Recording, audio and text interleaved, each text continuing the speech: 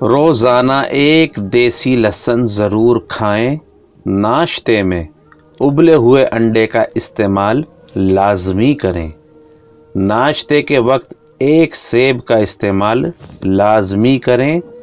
بسم اللہ الرحمن الرحیم۔ السلام علیکم ورحمۃ اللہ۔ گھی کی روٹی کے بجائے خشک روٹی استعمال کریں۔ دن میں 12 گلاس پانی ہر صورت پئیں۔ ایک دن چھوڑ کر تخم ملنگا غول کا چھلکا ضرور استعمال کریں۔ ادرک، سونف، دار چینی، پودینہ، چھوٹی الائچی، تمام چیزیں تھوڑی مقدار میں لیں، زیادہ نہ لیں۔ ان کا قہوہ بنا کر 1 کپ آدھا لیمو ملا کر لیں اور ایک دن چھوڑ کر ایک دن پئیں۔ روزانہ 5 یا 7 کھجوریں کھائیں۔ صبح کے وقت بھگو کے رکھے ہوئے بادام چھیل کر کھائیں۔ بوتل اور ڈبے والے جوس ترک کر دیں، بہت نقصان دہ ہیں۔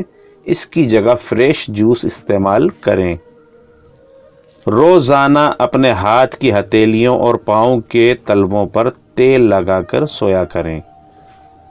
ناف میں 3 قطرے تیل ڈالیں، بہت سی بیماریوں سے محفوظ رکھتا ہے۔ گلا خراب ہو، آواز نہ نکل رہی ہو تو کچا امرود جلا کر کھا لیں۔ پیٹ میں درد ہے، پودینے کے پتے چبا لیں۔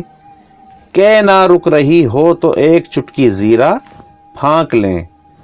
سر میں خشکی ہے، سرسوں کے تیل میں دہی یا انڈا مکس کر کے لگائیں۔ سر میں جوئیں ہیں، چمیلی کا تیل لگائیں۔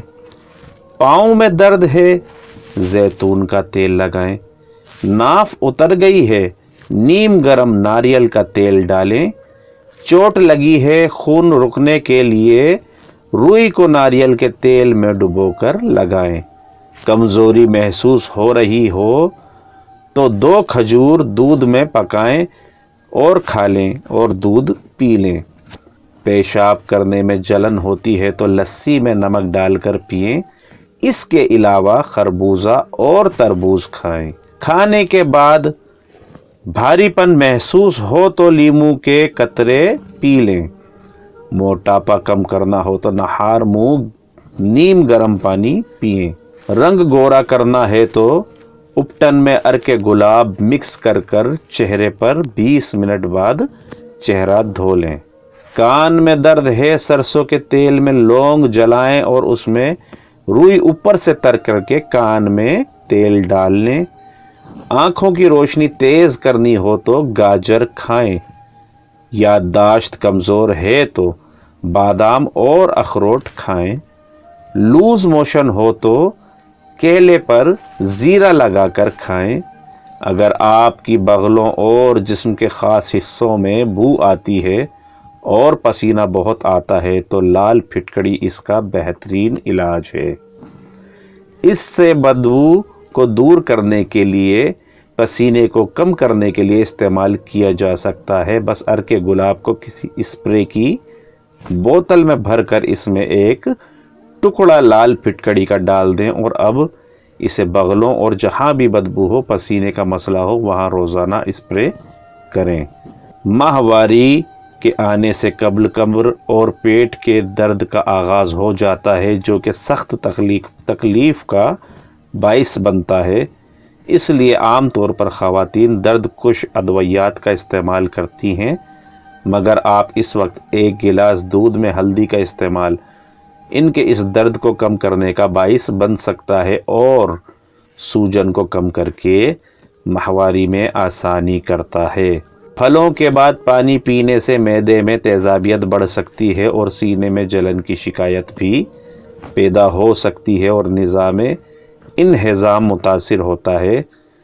کھانا بھی صحیح ہضم نہیں ہوتا، جس سے وزن میں اضافہ ہوتا ہے، انسولین لیول بھی بڑھنے لگتا ہے اور گیس اور ابھار کی شکایت ہو سکتی ہے۔ بد ہضمی سے منسلک بیماریاں کے دست، متلی وغیرہ کا امکان بھی پیدا ہو جاتا ہے۔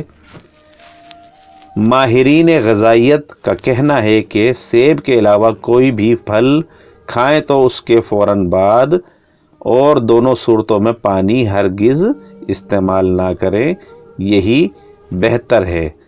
تلاوت قرآن پاک اور 5 وقت نماز پابندی سے پڑھیں اور جب بھی تھوڑا وقت ملے اللہ کا ذکر کریں۔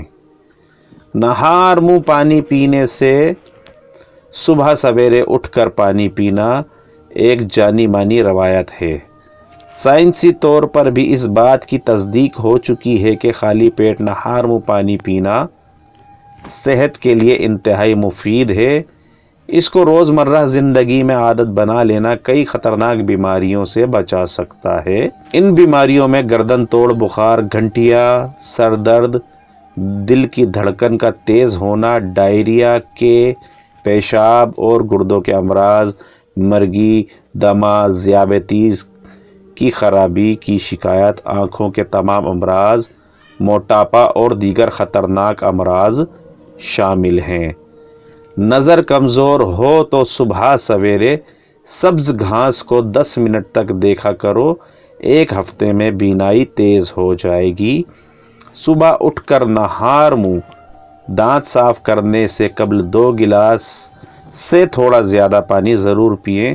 اس کے بعد اپنے دانت صاف کر سکتے ہیں، مگر کچھ کھانے کے لیے تقریباً 45 منٹ انتظار کیجیے۔ 45 منٹ بعد آپ آرام سے کھانا کھا سکتے ہیں۔ کھانے کے تقریباً 2 گھنٹے تک کچھ نہ کھائیں اور نہ پئیں۔ روزانہ 5 بادام کھانے سے کینسر سے بچا جا سکتا ہے۔ تمہارے جسم کے یہ اعضاء اگر سن ہونے لگیں تو یہ موت کے قریب کے آنے کی نشانی ہے۔ تمہارے پاؤں کا انگوٹھا اور پاؤں کی تلی۔ روزانہ 1 گلاس دودھ پینے سے ہڈیوں کے مسائل سے بچا جا سکتا ہے۔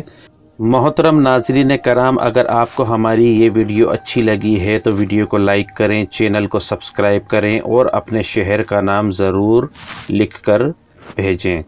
السلام علیکم ورحمۃ اللہ، جزاک اللہ خیرہ۔